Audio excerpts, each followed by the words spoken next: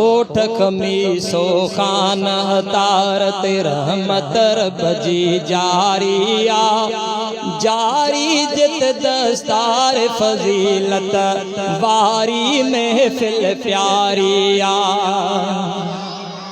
जारी जित दस्तार फजीलत वारी महफिल प्यारिया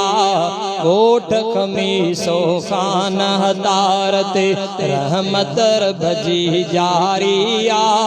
जारी जित दस्तार फजीलत वारी महफिल प्यारिया हाफिज अब्दुल समीयत परवर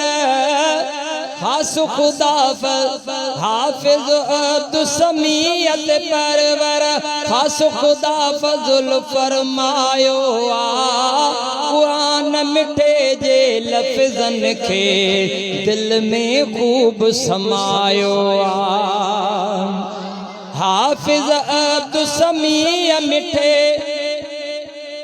ते खुदा खास फजल फरमायो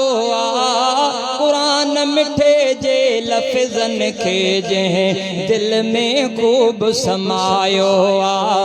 जंहिंखे चाहे तंहिंखे ॾींदो नेमत अहिड़ी बारिया जंहिंखे चाहे तंहिंखे ॾींदो नेमत अहिड़ी बारिया जारी जित दस्तार फजीलत बारी महफिल प्यारिया शहबाज नवीद सजाद अली केॾा सुहिणा बहकन था नाज़िर से कुरान पढ़ी कुलड़न वांगुर महकन था शहबाज नवीद सजाद अली केॾा सुहिणा बहकन था नाज़िर से कुरान पढ़ी कुलड़न वांगुर महकन था शहजादन जे रुख ते परवर शहजादन जे रुख ते परवर केॾी मुर्क संवारिया जारी जित दस्तार फजीलत वारी महफिल प्यारिया कोट खमीसो खान अतार ते उस्ताद प्यारो अब्दुल समद मेहनत साण पढ़ाए थो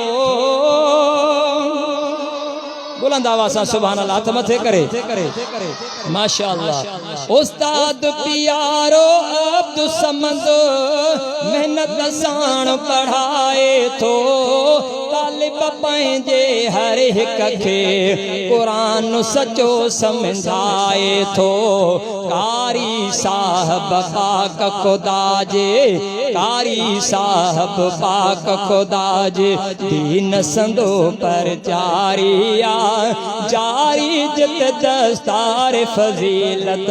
वारी महफिल प्यारिया मुवहिद माण्हू मोती दाणो मुवहिद माण्हू मोती दाणो मुहतिम आफ्ताब अली दिन मदरसे जो कंदो बेहद आहे खिदमत भली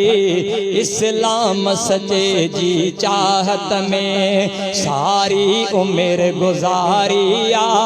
जारी जित दस्तार फजीलत वारी महफिल प्यारिया खिदमतगार मोहम्मद राशिद अब्दुल अहद प्यारो हरदम अगरो खिदमत में सुसाथी हर एक यारो नीहु लगाए दीन नबी सां दिलड़ी पंहिंजी ठारिया जारी जित दस्तार फजीलत वारी महफिल प्यारिया हेल जियां तवज्जो आहे हेल जियां हर साल हिते दस्तार फजीलत थींदी रहे शाल हसन बिन साबित में ही लाट सदाई वरंदी रहे है लजियां हर साल हिते दस्तार फजीलत थींदी रहे शाल हसन बिन साबित में ही लाट सदाई बरंदी रहे जुमिली जमाअत सारी जुमिली जमाअत सारी फेज़ हिदायत वारिया जारी जित दस्तार फजीलत वारी में फिल प्यारिया दीन मुहम्मद मिठड़े जे कन था हित पापर चार पिया पक प्यारे परवर जा आहिन ताबेदार थिया दीन मुहम्मद मिठड़े जी कन था हित पर चार पिया पक प्यारे परवर जी पक प्यारे परवर जा भी आहिन ताबेदार थिया तिन जे लाए अली गुल बेशक तिन जे लाए अली गुल बेशक जन्नत बाग बहारिया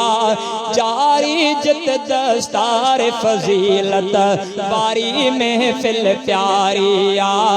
होठ खमीसो खान अदारत रहमत रब जी जारिया